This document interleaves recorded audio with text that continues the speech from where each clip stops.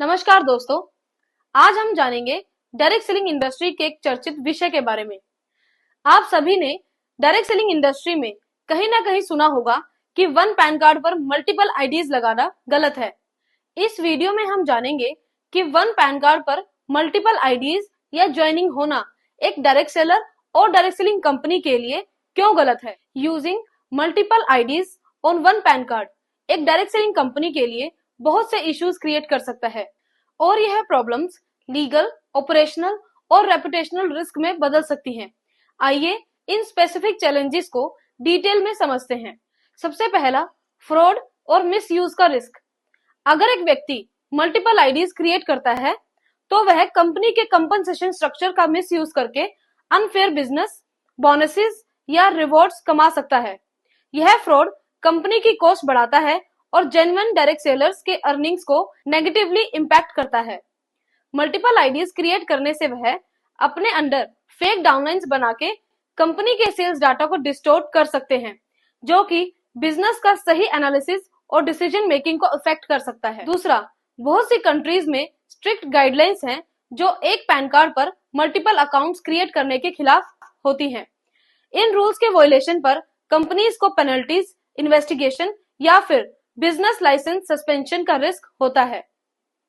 क्योंकि एक pan card tax obligation से जुड़ा होता है, मल्टीपल आईडीज होने पर टैक्स एविएशंस या फाइनेंशियल मिसकंडक्ट का शक बढ़ता है। यह टैक्स अथॉरिटीज और गवर्नमेंट बॉडी की तरफ से फाइन्स और ऑडिट्स का रिस्क बढ़ा देता है। तीसरा, अगर कस्टमर्स और जेन्युइन डायरेक्ट सेलर्स को पता चलता है कि कंपनी में अनएथिकल प्रैक्टिसेस हो रही हैं, जैसे कि एक पैन कार्ड पर मल्टीपल आईडीज, तो कंपनी के इमेज को नुकसान हो सकता है, कस्टमर्स का भरोसा टूट सकता है, जो सेल्स और लॉयल्टी को इफेक्ट करता है।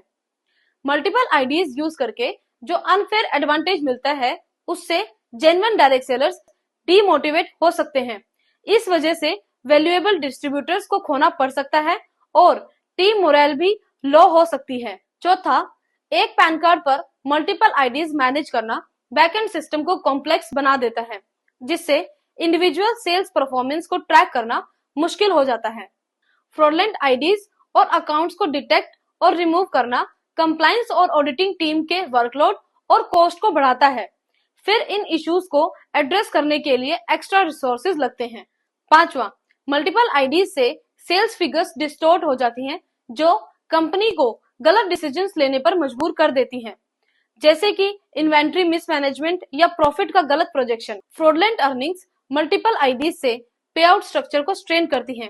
अगर यह सिस्टम फेयर नहीं है तो कंपनी की फाइनेंशियल रिसोर्सेज वेस्ट हो जाती हैं, जो एक्चुअल में ग्रोथ और डेवलपमेंट में लगनी चाहिए। और आखिर में रिपीटेड वायलेशंस और कंप्लेंट्स होने पर ऑफिशियल इन्वेस्टिगेशन शुरू हो सकती हैं, जो कि टाइम कंज्यूमिंग और कॉस्टली होती हैं और ऑपरेशंस को फ्रीज कर सकती हैं। अगर कंपनी मल्टीपल आईडीज का पैटर्न फॉलो करती है तो बिजनेस लाइसेंस सस्पेंशन का रिस्क बढ़ जाता है, क्योंकि रेगुलेटरी बॉडीज स्ट्रिक्ट एक्शन लेती हैं against persistent rule violation. Companies एक पैन कार्ड पर मल्टीपल आईडीज के इश्यूज को कैसे प्रिवेंट कर सकती हैं? इन रिस्क को प्रिवेंट करने के लिए डायरेक्ट सेलिंग कंपनी ये प्रैक्टिसेस इंप्लीमेंट कर सकती हैं। Strict ID verification. एक नए डायरेक्ट सेलर्स के रजिस्ट्रेशन को एक स्ट्रिक्ट आईडी और पैन वेरिफिकेशन के प्रोसेस के थ्रू पास करवाएं। Regular audits. Regularly internal audits करें ताकि डुप्लीकेट अकाउंट्स को डिटेक्ट और एलिमिनेट किया जा सके। अवेयरनेस और ट्रेनिंग्स। डायरेक्ट सेलर्स को एथिकल बिजनेस प्रैक्टिसेस और मल्टीपल ज्वाइनिंग या आईडीज से होने वाले नुकसान के बारे में एजुकेट करें। इन इश्यूज को एड्रेस करके डायरेक्ट सेलर्स और कंपनीज कंप्लायंस मेंटेन कर सकती हैं, ट्रस्ट बिल्ड कर सकती हैं और अपने डिस्ट्रीब्यूटर्स के लिए फेयर एनवायरनमेंट बना सकते हैं।